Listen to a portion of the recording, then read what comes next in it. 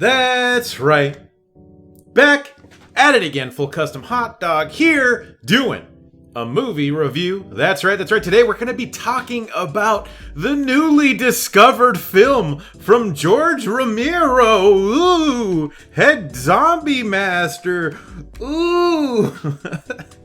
Yes, The Amusement Park. Currently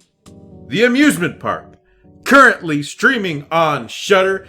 Kind of an interesting film. One that I've seen a lot of people in the horror community just go bonkers and yonkers over. And for me, this didn't hit me as hard. I think it's interesting. I think it has some merit. And I think it's really interesting. Yes, that's interesting 2 times because there's so much to it. I know some people have watched this without context, and I feel like on its own, it's not as interesting as with context. So, before we get into what this film's about, it's important to know what this film is or what its purpose is for, because it's something I asked myself immediately after watching it. So, one thing to note that's very important here is the film, and this is according to Wikipedia, and this has also been making the rounds in the horror sphere, but the film was commissioned by the Lutheran Service Society of Western Pennsylvania as an educational film about elder abuse and ageism.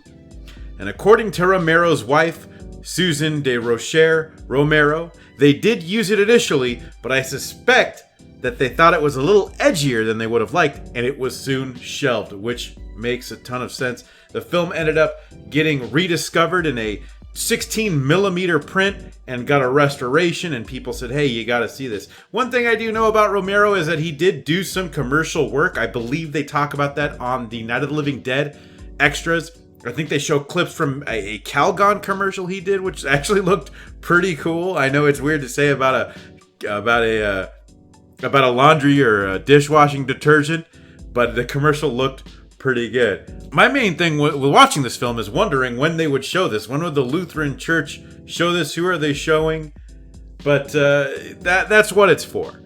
So now covering that, I think it's a little bit easier to frame the film. It's got a bomb-ass trailer. I don't use that phrase very often. I think saying something is bomb-ass is speaking incredibly highly of it. And this film's trailer is absolutely bomb-ass.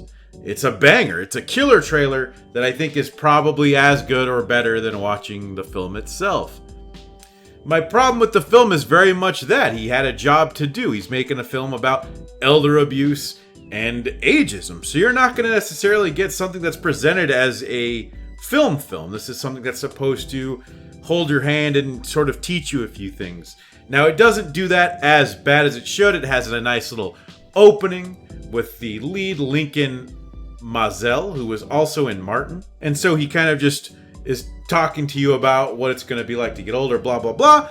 And the journey that you get to go on. And what's interesting is this whole film takes place in an amusement park as Lincoln's character goes through this amusement park, and everything is a metaphor for aging, which is really interesting. And I like that a lot. It makes a very surreal atmosphere. All the different rides. There's an incident in the bumper cars where an elderly person gets in an accident with a younger person, and a cop comes out and is writing them a ticket. And so Lincoln, I'm not sure of his name in the film or if he even has one, he's brought up as a witness, but then he wasn't wearing his glasses, so the younger man's yelling about the blind guy not knowing what to do and not seeing anything, so how could he be a judge of what happened? And using these type of different parts of the amusement park as metaphors, I think is very effective and very creative, very interesting. Now, the trailer will have you think maybe it's a little bit more nightmare fuelish, and there are parts that are definitely anxiety-inducing, and I think it does a very good job of that. You kind of watch as his character tries to do a lot of things and dealing with things like healthcare. And I know it's going to sound mundane when you say it out loud, but the way it's depicted in the film is tense and it's stressful.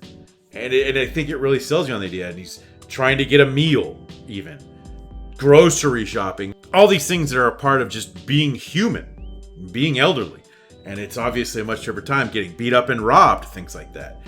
And I think there's a lot of very powerful things in here. I wouldn't say that the amusement park makes the imagery more powerful, but again, it does deliver in the surrealty. which makes it an interesting watch. I don't know if it's necessarily a good watch. Like I said, I've seen a lot of people on horror Twitter praising this thing. I don't think it's necessarily good, but it gets the job done. I guess if you wanted to teach somebody about ageism and elderly abuse, this is probably a good place to start, especially if you want to give them a panic attack. This is the movie that's going to do it. Very effective and very tense. So I think it's worth watching more in the way of seeing what George Romero is capable of doing, as this is mostly well done. It's just not an entirely interesting ride, I think. This probably doesn't make sense.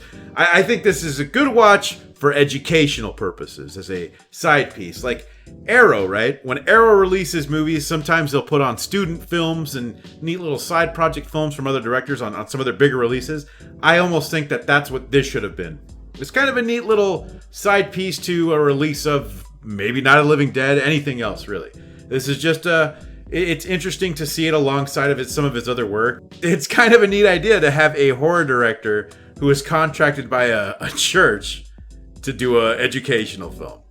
And so I think that, for me, is where the interestingness lies here, is where this piques my interest. And the film itself is just okay. The restoration, very solid. It looks good. There is some audio missing in a part, but oddly enough, I don't think it ruins that part. I think it works just fine, which is odd. Overall, though, if you're curious, and I know a lot of people are curious, you've probably seen this already, because honestly, the idea of a lost George Romero film is going to pique anyone's interest, right? But again, with this not being a film, but more of a educational piece, it is what it is. I don't often like to use the term "it's good for what it is."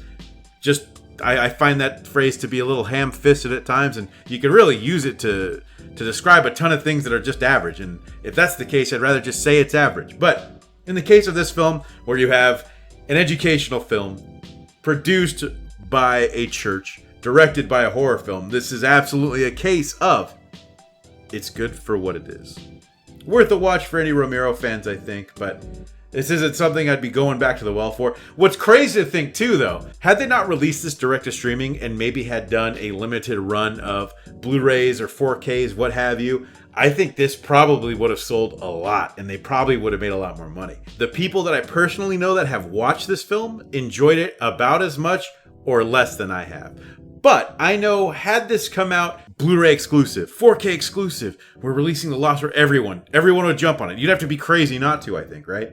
But anyways, that's my 2 cents. You can watch it on Shudder if you got it. And again, it's not something I'd rush to if you haven't seen it yet. But it's a neat little watch. It's kind of cool in its own way, you know. I also enjoy amusement parks, ones that aren't necessarily Disney or, you know, Six Flags, nothing that's major, but these kind of indie theme parks that aren't really a thing anymore. So it's kind of neat to see a tour of that. So I kind of liked seeing what that was like. If there's any more footage out there of just theme parks from the 70s, I'd probably spend too much time watching some of that. But anyways, enough about the boring, mundane things I'm into. It's enough about the amusement park.